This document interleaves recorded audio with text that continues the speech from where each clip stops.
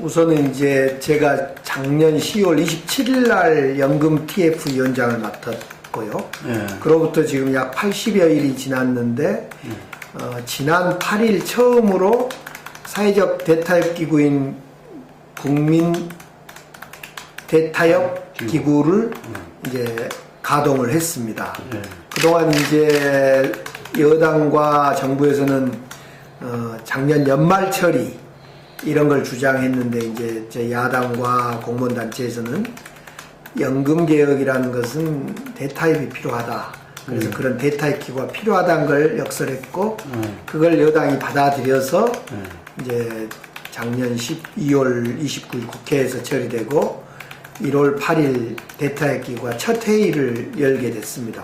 물론 1월 8일 첫 회의 이후에 이제 12일 날 특위가 역시 국회 특위가 첫 회의를 열어서, 그래서 현재는 이제 대타협 기구하고 특위를 가동시키고 이제 첫 발을 내디뎠는 것이 이제 가장 중요한 성과고요. 이제 그동안에 사실은 정부가 재정 부담만 한쪽만 부각을 시키면서 연금을 깎겠다 이런 생각을 주로 했는데, 지금부터 이제 적정한 연금액이 얼마가 돼야 되는지를 가지고 논쟁을 이제 논의를 시작해야 될 것 같습니다. 그래서 적정한 연금액, 소득 대체율이라 하는데, 이걸 확정을 지으면 그에 맞게 공무원 연금도 설계가 되고 국민연금도 또 사학연금, 군인연금 등도 그 적정 연금액에 맞추어서 논의가 시작될 것 같습니다. 그렇습니다. 지금 대타협 기구 안에는 분과위원회가 3개가 있습니다. 공무원 연금 분과, 노후 소득 보장 분과, 재정 추계 검증 분과, 이 3개가 있는데요. 그 중에 이제 노후 소득 보장 분과라고 하는 분과는 위원장을 김성주 위원장과 김현숙 위원장이 공동으로 맡게 돼서, 여기서 주로 적정 노후 그 연금액이 얼마야 돼야 되는가, 그건 공무원 연금, 군인 연금, 다른 연금까지 포함한 내용입니다. 대한민국 그 연금의 적정 액수가 어느 정도였냐, 이걸 거기서 검증하고 정리하는 그런 위원회입니다. 그리고 이제 저하고 조원진 위원장이 둘이가 공동위원장으로, 분과위원장으로 참여할 공무원 연금 분과가 있고, 그 다음에 전문가들이 공동으로 역시 위원장을 하고 있는 재정 추계 분과가 있고, 그래서 이 국민 대타협 기구 안에는 이 3 분과가 있는데, 저희들이 주목한 것은 이 노후 소득 보장 분과.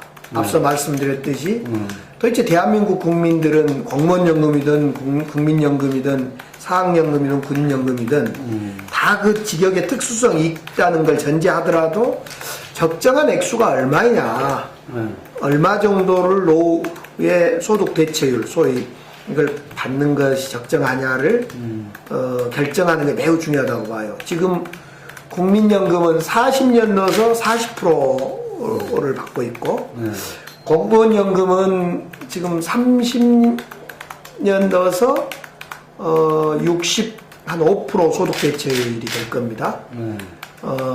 군인연금은 가입기간하고 상관없이, 아니 20년 가입이던가? 예, 아무튼 그래서 이 소득 대체율을 결정하는 것이 가장 이번 연금개혁의 핵심 포인트다. 저희들이 이렇게 생각을 하고 있습니다. 일단 우리 야당의 입장과 야당의 입장은 기본적으로 이번에 공무원 연금만 딸랑 개정하는 것에 대해서는 반대하고 있습니다. 왜냐하면 공무원 연금 뿐만 아니라 지금 공무원 연금을 국민연금 수준으로 하향 평준화하려고 하는 그 시도가 새누리당이나 정부에서 있어 왔단 말입니다. 근데 우리는 지금 국민연금으로 하향 평준화가 돼서는 안 된다. 오히려 국민연금의 지금 수준이 너무 낮다.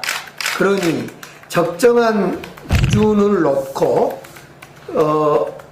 적정한 그 기준, 그러니까 노후소득 보장액을 놓고 공무원연금이 많으면 낮추고 국민연금이 적으면 끌어올리는 이런 방향에 대해서 이번에 열어놓고 다 논의를 할 겁니다. 지금 2007년에 기초노령연금법이 만들어질 때 국민연금의 재정 안정화 대책으로 해서 국민연금에 받는 돈을 대폭 줄였습니다. 물론 그때도 저도 참가를 했었는데요. 그때 60% 소득 대체율 60%였던 걸 40%로 낮추는 법을 통과시켰습니다. 그래 놓고 2009년에 공무원연금을 한번 개혁했고 이번에 다시 2015년 지금 현재 다시 공무원연금을 개혁하면서 국민연금 수준으로 이렇게 자꾸 하향으로 낮추려고 하고 있어요. 그래서 이걸 자꾸 정부에서는 국민연금 낮추고 공무원연금 낮추고 다시 또 국민연금 낮추고 공무원연금 낮추고 이런 식의 하향 평준화 그때마다 재정이 고갈된다. 그래서 지속 가능한 연금 제도를 위해서는 낮춰야 된다. 이 논리로만 그렇죠. 재정 논리로만 계속 낮춰와서 이번 기회에 그러지 말고 대한민국 국민의 적정한 그 연금 소득액이 얼마가 돼야 되는가를 정하자. 그리고 그 목표에 높은 것이 있으면 낮추고 낮은 것이 있으면 높이자. 이런 이제 입장인데 정부는 이제 자꾸 재정 고갈의 측면에서 자꾸 낮추려고 하다 보니까 이번에는 공무원연금이 국민연금보다 많이 받으니까 낮추자. 이렇게 될 거야. 공무원연금 낮추고 나면 또 다른 연금도 당연히 이제 낮아지겠죠. 1차적으로 공무원연금을 포함해서 연금개혁이 돼야 된다는 입장을 분명히 밝혔고요. 연금개혁이 실현 가능하려면 그 당사자인 공무원연금의 경우는 공무원 단체들의 최소한의 동의가 있어야만 된다. 그래서 대타협기구를 통한 연금개혁을 주장했었습니다. 그래서 저희들 의견이 받아들여졌고 1차로 사실은 공무원 단체들이 정부의 공무원연금 개혁에 반대하고 동참, 협의조차 안 했던 사실이 있었지 않습니까? 그런 거에 비하면 우리 야당이 공무원단체를 설득해서 어떻든 함께 대타협기구를 만들어서 논의를 시작했다는 것은 이 야당의 역할이었다, 성과다, 저는 이렇게 생각을 합니다. 두 번째로, 기본적으로 정부가 공무원들을 계약의 대상, 철밥통으로 규정하고 이렇게 극단적인 상황으로 몰고 가면서 연금 개혁을 하려고 했던 이 과정에 대해서 저희들은 동의하지 않은 거죠.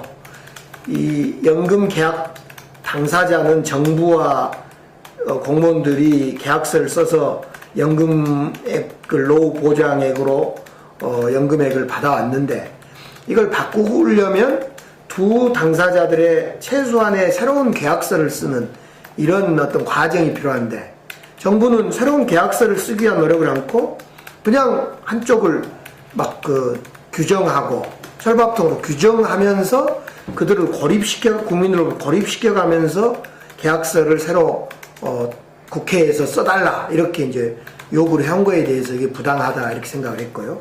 마지막으로 그 공무원연금이 지난 10여 년 동안 한 4차례 개정됐습니다. 특히 2009년에 개정이 되면서 전반적으로 현재 재직 중인 공무원이나 미래 공무원인들에게는 많이 낮아졌습니다. 그래서 저희들이 이제 통계를 내보면 지금 받고 있는 36만 명 정도의 공무원들을 통계 내보면 400만 원 이상이 약 한 2천여 명, 400만 이상 고액 연금자가 한 2,200~300명. 그 다음에 100만 원, 200만 원대 받는 연금자가 한 70%. 그리고 300만 원이 이제 그 사이에 있습니다. 즉, 지금 대부분의 그 중하위직 공직자들은 국민들이 생각한 만큼의 연금을 받고 있지 않습니다. 예를 들어 국민들이 생각할 때 공무원들이 막 300~400만 원씩 받는다 이렇게 생각을 하는데 지금 현직 공무원들은 그렇지 않다는 거죠. 2009년 개혁 때문에. 지금 받고 계신 분들은 사실은 고액연금자가 많이 있습니다. 300만 원 이상 고액연금자들이. 그래서 이걸 어떻게 할 거냐를 가지고 지금 우리 야당에서는 현재 받고 있는 아니 중하위직 공직자들은 현행 정도 받아도 괜찮다 이렇게 저희들은 보고요. 고액연금자들은 여러 가지 제도를 설계해서 고통 분담을 해야 된다. 이렇게 지금 원칙을 정하고 있습니다. 네. 대타협기구 두 번째 전체 회의가 있고요. 다음 주부터는 이제 분과별 회의로 돌입을 합니다. 아까 말씀드린 공무원연금 개혁 분과, 그다음에 노후소득 보장 분과, 재정 추계 분과. 분과별로 이제 논의를 시작하면 어떻게 논의를 할 거냐 방법론을 찾을 건데요. 우선 단계별로 이 분과는 특입니까? 대타협기구입니다. 특위는 아니고요. 네. 대타협기구가 세계 분과는. 예. 특위는 그냥 국회의원 7으로 여야 7으로 되니까 특위는 간단한 거고요. 특위는 당분간에 특별히 할 일은 없습니다.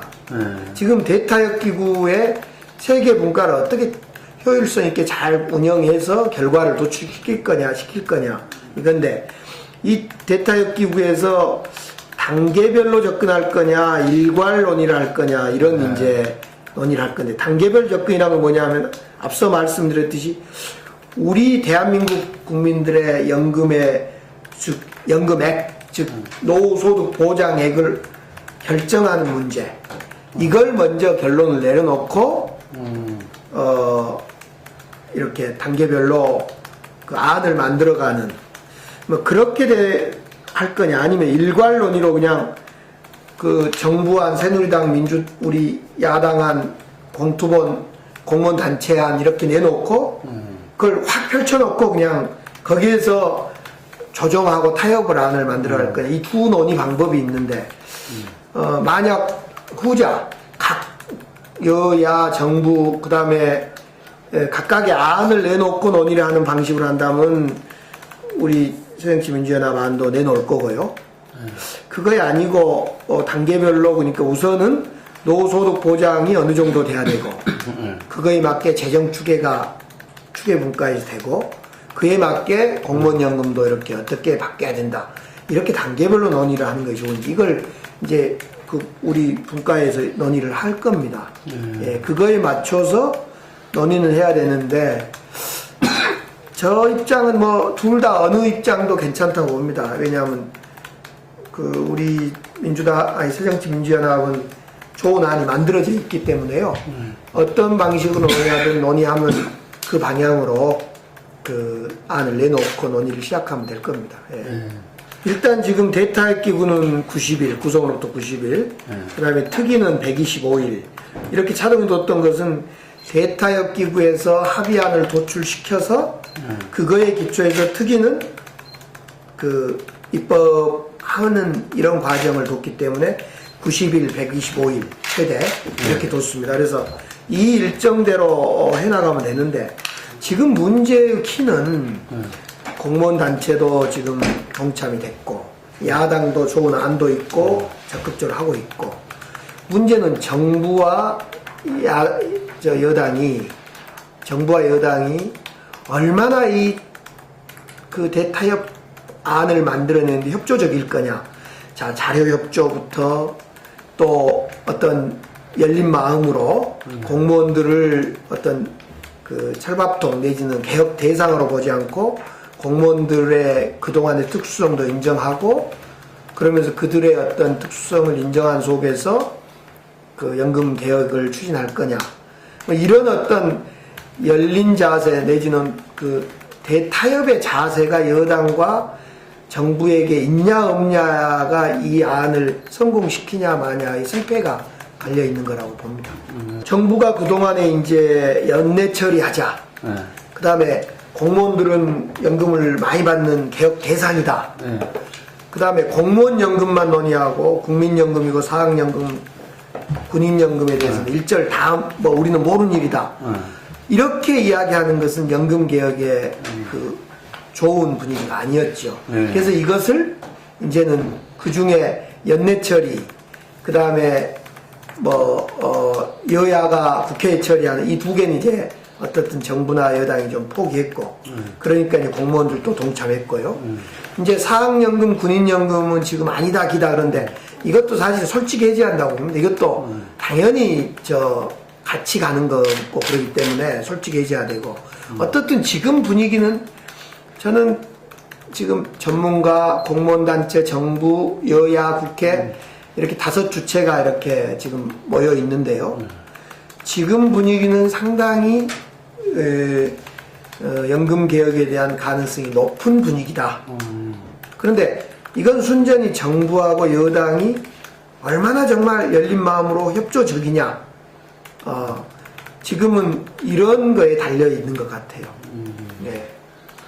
그래서 자꾸 뭐 4월에 처리해야 된다 이것만 강조할 게 아니라 어떻게 대타협안을 만들어내겠다라는 그런 메시지를 자꾸 줘야지 자꾸 막 4월만 하면 4월 되면 대타협안 없이 그냥 날치기 할란 없다 이런 느낌으로 공무원단체 당사자들에게 느낌이 전달되어서는 이건 성공할 수 없다 이렇게 생각합니다.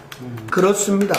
제대로 우리 지금 대타협 기구에서 합의한 대로 몇 가지 그것만 잘 진행되면 공무원 단체 즉 공무원 단체나 또 국민들이나 이걸 개혁을 반대하진 않을 거고 그런 개혁을 반대하게 되면 진짜 그때는 지금은 국민들이 처음에는 야 공무원들 철밥통이고 개혁 대상 아니야? 이랬다가 아닌데 공무원들도 할 소리를 하고 최근에 어떤 여론조사에 5% 정도가 합의안으로 처리해라. 여야가 그냥 합의하지 말고 대타협 기구의 안으로 합의해서 잘 안을 만들어라 이런 이야기를 했던 조사가 엊그저께 있었던 걸로 알고 있는데요. 그만큼 초기에는 공무원들이 고액연금이라고 생각하고 철밥통 개혁대상 이렇게 생각하다가 그게 아니네? 그러면서 지금은 이제 분위기가 공무원들 생각도 일리가 있으니 정부 생각, 공무원 생각, 국회 생각을 잘 조화해서 타협안을 잘 만들어라 이런 쪽으로 가 있기 때문에 정부가 이제 뭐 일방적으로 밀어붙인다거나 이런 입장은 안 될 거라고 보여집니다. 지금 이제 이 공무원연금이야말로 여야의 갈등 내지는 이런 거라고 보다도요. 공무원 단체, 연금 가입자 수급자 단체인 공무원들과 정부의 갈등에 국회가 지금 이렇게 개입하는 형태거든요. 애초에 이 연금개혁은, 특히 공무원 연금개혁은 정부와 가입자 단체인 공무원 단체가 합의안을 만들어서 그걸 국회에 넘기면 국회는 특별한 이견 없으면 의결하는 이런 걸로 처리돼야 되거든요. 이것은 세월호법이나 기타 노사 긴장을 했던 노사 파업이나 이런 이슈하고 달리 그런 것은 국회가 그 당사자 의견을 잘 들어서 결정하면 될 문제인데 비해서 공무원 연금이라는 것은 이 노사가 정부와 가입자 단체인 공무원 단체 여기가 노사이기 때문에 이 둘이가 합의안 최소한의 공감하는 안을 만들어내지 않으면 국회가 일방적으로 처리하기 어렵습니다. 이건 그래서 어떤 문제가 있냐면 노사가 노동 임금 문제로 협상을 하고 있는데 국회가 마음대로 이걸 임금 조정을 하는 것이 3자 개입으로 걸리듯이 이 연금 문제는 정부와 공무원 간의 합의안이 절실히 필요한데 이걸 자꾸 세월호법처럼 국회가 알아서 해라.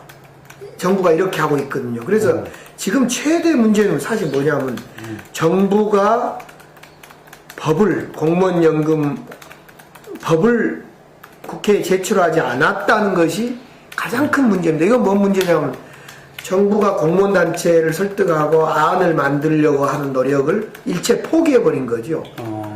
그리고 역대 어느 우리 연금개혁 4번 동안 공무원 연금개혁이 있었지만 항상 정부가 안을 냅니다. 안을 내기 전에 반드시 공무원들과 협의를 거쳐서 합의된 정도의 안을 내고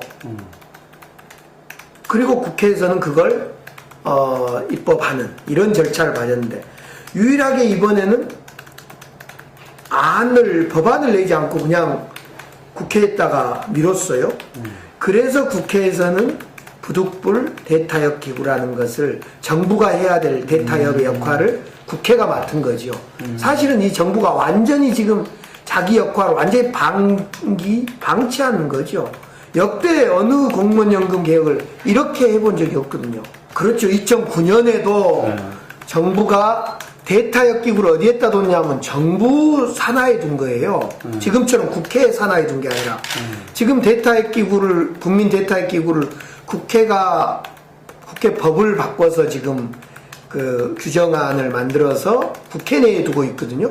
국회의장이 임명을 한 거예요. 이런 경우가 최초의 경우죠. 과거에는 어떻게 됐냐? 정부 공무원 전문가들로 대타협 기구를 만들었죠. 거기서 조정하고 안을. 이걸 알면도 불구하고 이번에는 왜 이렇게 됐냐? 제가 그 의심스러운 건데 지난 연말에 그 문건 파동을 포함해서 청와대에 문제가 생기니까 그 불을 끄기 위해서 연금 개혁으로 박근혜 대통령이 그 이슈를 옮기려고 한 거 아니냐?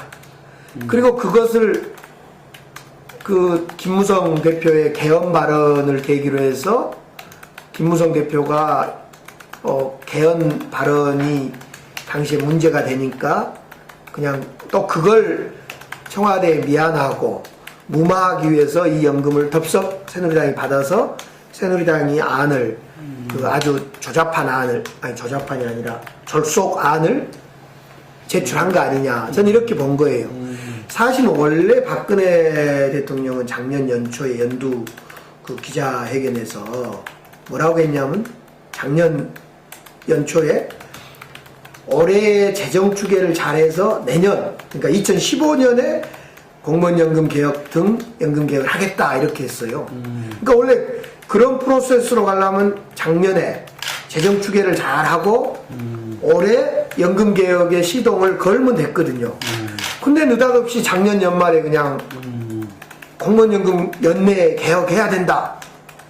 이거 이해가 안 되는 거죠. 그래서 그런 정치적 의도로 연금 개혁이 된 거 아니냐, 논의가 된 거 아니냐. 그래서 야당에서 그건 동의할 수 없다. 그러면 정부가 절차를 밟아서 법안을 국회에 제출하든지 아니면 대타협 기구를 그러면 만들어라 최소한 이렇게 이야기한 거죠. 오스트리아나 독일 이런 데는 법에가 연금 개혁을 할 때는 정부 의견을 정부라 했다. 공무원 단체 의견을 들으라고 못을 딱 박아놓은 거예요. 왜냐하면 이것은 연금 개혁은 어찌 보면 아까 말했던 정부와 공무원들의 계약서기 때문에 그렇기 때문에 과거 2009년에도 제가 있었지만은 저는 2009년에 속기록에 보면 정부와 공무원 단체가 합의해온 정부 안을 제가 비판적으로 이래가지고 무슨 개혁이 되겠냐 이렇게 지적을 했던 그 안행이 제가 행안위 위원 간사였는데 그렇게 지적을 했습니다. 그러니까 과거에 진짜 언제도 정부가 이렇게 연금 개혁을 한다면서 법안을 제출하지 않았던 적이 없고 지금처럼 국회 알아서 해보라 연말까지 이건 완전히 이건 웃긴 거지요. 예. 제가 그럴 때마다 우리 야당은 언제든지 안을 낼 수 있다. 제발 정부가 안을 좀 내라. 여야가 내는 안은 의미가 없다. 왜? 이것은 공무원 당사자들하고 협의가 안 된 법안이기 때문에 이건 의미가 없는 거다. 그냥 의견일 뿐이다. 안이 아니다. 그냥 여당 의견, 야당 의견일 뿐이다. 안이 성립되려면 반드시 공무원 단체하고 협의한 그건 누가 낼 수 있냐? 유일하게 정부만 낼 수 있다. 이 안을 내라. 그 안을 내면 여당 의견, 야당 의견을 낼 거다. 저는 이렇게 하겠어요. 그래 지금도 저는 새누리당 안을 안으로 생각하지 않고 그냥 새누리당의 의견으로 보는 거죠. 정부가 안을 내놓지 않기 때문에 지금 도대체 정부가 안을 내놓으면 정부 안을 가지고 논의를 해야 됩니다. 원래는. 정부가 안이 없으니까 지금 모든 사람이 의견을 내놓고 논의를 할 거냐, 아까 일괄 논의를 할 거냐, 아니면 무엇부터 해야 될지가 지금 이제 이것부터 결정해야 할 이유가 그래서 생긴 겁니다. 정부가 안을 내면 정부 안으로 가지고 논의를 찬반 논의를 해 시작하면 됩니다. 이것은 2009년에도 그렇게 논의를 했죠. 정부 안을 가지고 찬반을 논의하고 가감 우선 그 안이 성립되려면 공무원들과 협의가 전제돼야 되거든요. 안이란 것이. 아. 지금 정부 입장만 내놓는 거예요. 안이 아니고. 그럼 이제 예. 지금은 그렇게 될 수가 없겠네요. 지금은 이제 이미 지나간 거고 데이터 기구 내에서 지금 풀자. 그래서 국회가 지금 정부의 일을 대신해주고 있는 겁니다. 예. 정부의 할 일까지도 하고 있는 거죠. 예. 근데 지금 그 전제를 그러니까 자꾸 공무원들을 아주 공무원 연금을 그 하박 상박 그러니까 아래도 깎고 위도 깎아서 전체 공무원들과 그냥 대결적 대립적 관계로 만들겠다라는 전제가 있으니까 내년 총선이 무서운 거죠. 우리 야당은 중하위 공무원 약 84%? 예, 84%의 중하위직 공무원들에게는 현행 수준의 연금을 주겠다, 받도록 하겠다라는 안을 만들었거든요. 만들고 지금 현재 만들어놨어요.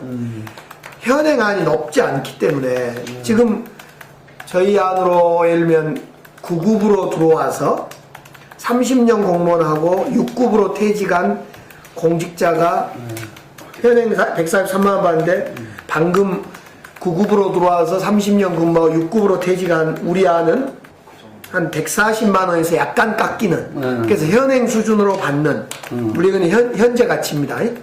현행 수준으로 받는 안을 저희들은 만드는 거예요. 근데 새누리당은 현재 140만 원 받는 사람이 한 80만 원, 90만 원대로 깎이니까 84%의 공무원이 다 새누리당에 적이 되고 이렇게 무서운 거죠. 우리 야당은 84%의 공무원들이 이 우리 안대로 한다면 야당 안대로 한다면 전혀 동의하는 안을 만드는 그러니까 대타협을 통해서 동의하는 안을 만들면 내년 총선이 걱정이 안 되는 거죠. 그러면서 그렇게 동의하면서도 고연금자라든가 지금 받고 있는 고연금자들이 고통분담을 하면서 전체 재정의 문제에서는 새누리당 안보다 우리 야당 안이 더 재정에 절감하는 효과가 높은 안 이런 안을 만들면 되는 겁니다. 저희 이제 이 연금을 결정하는 것은 받는 거, 내는 거, 또 매년 오르는 인상폭, 물가 인상에 따라 오르는 인상폭, 그 다음에 또 그 소위 수익률 이런 변수가 한 10여 가지 변수가 있습니다. 이 변수를 다 종합해서 결론적으로 이제 결과를 이야기하면 정부는 재정 절감을 위해서 받는 것을 대폭 줄인다. 내는 것을 더 내고 받는 걸 대폭 줄인다. 이렇게 지금 설계가 되어 있습니다. 근데 우리 야당안은 받는 것을 줄인데 어디를 줄이냐? 고연금자를 줄인다. 핵심은 이겁니다. 고연금자를 줄인다. 저 중하위 연금자는 그대로 둔다. 그 다음에 내는 것을 좀 더 낸다. 이건 내는 건 좀 더 낸다 합니다. 정부도 내고 공무원들 내는 걸 좀 더 낸다. 그 다음에 전반적으로 이제 설계하는 세세한 항목이 복잡한데 지금 받고 있는 분들 아까 말씀 36만 명? 네. 지금 공무원 퇴직해서 받고 있는 분들 이분들을 받고 있는 분들에게 어떻게 고통분담하도록 할 건가 이 문제 뭐 상한제를 포함한 고통분담을 할 거냐 이런 문제를 종합해서 설계할 때 정부안보다 우리 야당안은 재정 절감이 더 크다 결론적으로 이런 겁니다. 그렇기 때문에 정부나 새누리당은 제가 정부나 새누리당한테 그렇게 이야기합니다. 여러분들은 모든 공무원들을 적으로 만들고 철밥통으로 돌려내면서 재정 절감 효과는 더 덜한 그런 안을 만들고 있는데 그렇게 하지 마세요 라고 제가 이야기를 하지요. 네. 모두가 공감하는 국민들도 지금 공무원연금을 개혁해라 할 때는 너무 많으니까 개혁해라 하지 170만 원 받는 공무원들 연금을 딱 90만 원으로 떨치란 말은 아닐 거란 말입니다. 이제 당이론적으로는 87년 이후에 6공화국이 27년을 지속해온 그 최고 공화국 중에 최고의 그 긴 시간 이렇게 헌법이 유지되어 왔는데요. 당이론적으로 보면 이 권력구조 때문에도 바뀌어야 되지만 권력구조 아니더라도 여러 가지 보편적 복지 문제라든가 지방 분권의 문제 이런 것 때문이라도 개헌이 지금 절실히 필요할 때입니다. 근데 이제 우선 제왕적 대통령제의 권력구조를 좀 바꿔야 된다는 것이 여야 또 국민들의 많은 생각이기 때문에 그 제왕적 권력구조를 좀 바꾸기 위한 원포인트라도 개헌을 하자라는 공감대는 엄청 많다고 생각합니다.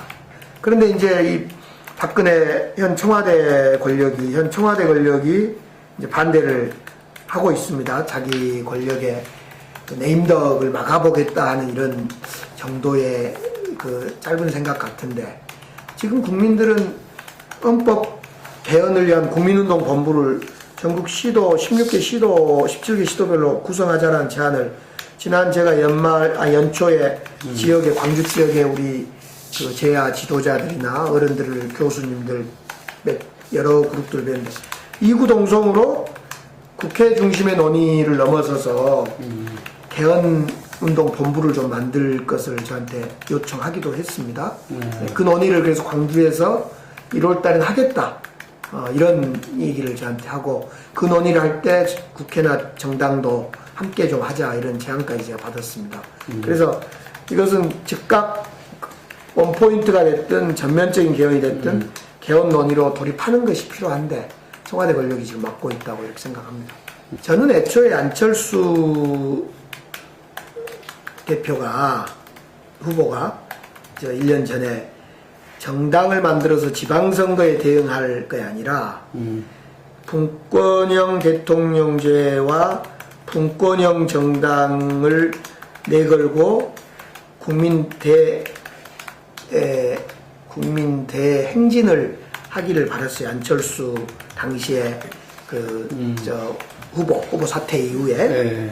그런데 안철수 의원이 그 지방선거에 대응하기 위해서 정당을 만들고 그 과정에 통합을 하면서 결국 안철수 의원이 갖는 새정치, 새로움에 대한 상품성도 힘을 못 쓰고 사라져 버렸고 우리 그 당시의 민주당도 지방선거에 많은 혼란과 혼선이 생겼고 그래서 1+1이 2가 되고 3이 되질 않고 1+1이 1.5로 반감되는 이런 과정에 대해서는 매우 안타깝게 생각합니다.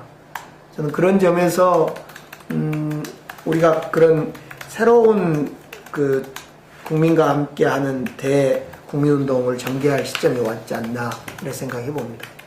제가 자꾸 그 정무위에서 지금 10차례 이상 정말 많은 시간을 심사숙고해서 금품수수, 부정청탁에 대해서는 입법하고 이해충돌 방지 부분은 더 심사숙고하자. 그래서 그건 빼고 금품수수하고 부정청탁 부분에 대해서는 우리 정무위원회에서 이견 없이 통과를 했단 말입니다.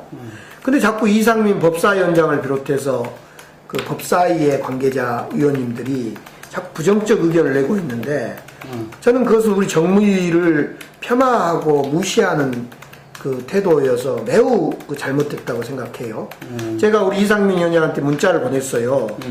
그러지 마세요. 정무위원회에서 오랫동안 고민하고 숙성한 안이기 때문에 자꾸 그 부정적 의견을 내시면 안 됩니다. 우리 정무위원회 의견 좀 들으십시오. 라고 했더니 문자가 뭐 의견을 듣겠습니다. 이렇게 왔어요. 제가 또 며칠 전에 이렇게 보냈더니 제가 위원장님 강기정입니다. 김영란법과 관련하여 정무위에서 고민했던 부분을 고려하셔 주세요. 범위를 고위공직자로 한정한 것에 대한 점을 얘기한 겁니다. 해량해 주시길 그랬더니 의논 드릴게요 이렇게 답이 왔어요. 저는 이걸 보면서 지금 뭔가 오해를 하고 있거나 선의로 보면 오해를 하고 있고 악의로 보면 어디로부턴가 압력을 받고 있는 거 아니냐 이런 생각이 들어요. 저는 선의였으면 좋겠는데요. 지금 무슨 말씀이냐면 지금 이 범위가 1500만 명이다 이래서 넓다 이렇게 이야기하는데 아니 경범죄 처벌은 5천만 명 다 해당되는 법입니다. 그러면 지금 고위공직자만 돈 받는 거나 부정청탁을 금해야 되고 고위공직자 아닌 사람들은 돈도 주고받고 부정청탁을 해도 된다는 이야기인지 저는 이해할 수가 없어요 우선.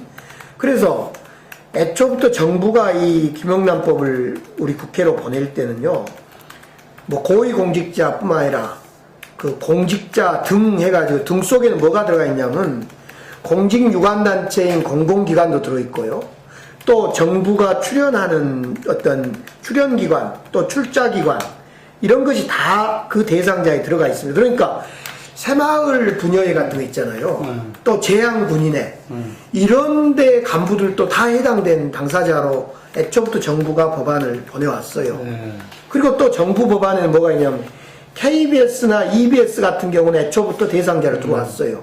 근데 저희 심의하다 보니까 아니 그럼 KBS, EBS 기자나 언론인만 부정청탁 금지, 금품수수 금지만 하고 MBC나 SBS는 괜찮다는 이야기냐 이런 문제의식에 부딪힌 거죠. 또 전국 국공립 초등 중등 하다못해 유치원 선생도 금품수수 부정청탁 금지하는 법이 정부 법인데 소위 김영란 법인데 우리가 논의를 하다 보니까 아니 그러면 사립학교 교원은 어쩌자는 이야기냐 하니까 결국 새마을 분여회나 재향군인회까지도 이 법의 대상인데 공적인 업무를 담당하고 있는 이런 분들을 제외시킨다. 이건 말이 안 된다. 이런 이제 이야기였던 거고요. 오히려 정무위에서는 어떤 의원님들은 예를 들면 정무위로 개념으로 보면 출연기관인 산업은행이나 이런 데만 이제 청탁금지 이런 건데 그러면 다른 은행은 할 수 있는 거 아니냐.